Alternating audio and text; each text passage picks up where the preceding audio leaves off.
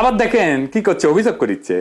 আপনারা বিভিন্ন সামাজিক যোগাযোগ মাধ্যমে দেখবেন শেখ হাসিনার দুঃসময়, অত্যাচার, গণহত্যা নিয়ে কোনো কথা নাই। কথা হচ্ছে এই সরকারের উপদেষ্টা কি করছে, হাসনাত কি করছে, নাহিদ কি করছে, আসিফ নজরুল কি করছে, সারাটা সময় এটা নিয়ে ব্যস্ত। সরকারে কি মিয়া আছে না? সোশ্যাল মিডিয়ার দিকে তাকে থাকেন কে? রাষ্ট্রটা তো হাতে দিয়ে দিছি, এই রাষ্ট্রের রিসোর্স নিয়ে বইসে আপনারা পাবেন, আর আমরা ঘরের খেয়ে বনের মোস্তারে সোশ্যাল মিডিয়া আপনাকে কামলা খাটবো? তো মিয়া আপনাদের ধ্বজভঙ্গ তো বিয়া বসেছিলেন কেন?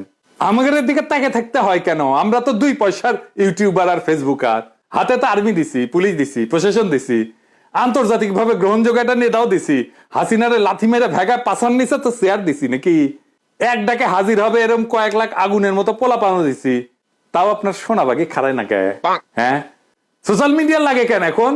প্রথম আলো ডেইলি স্টারের যে গোয়াপাতে দেন ওটা থেকে সার্ভিস নিতে পারেন না?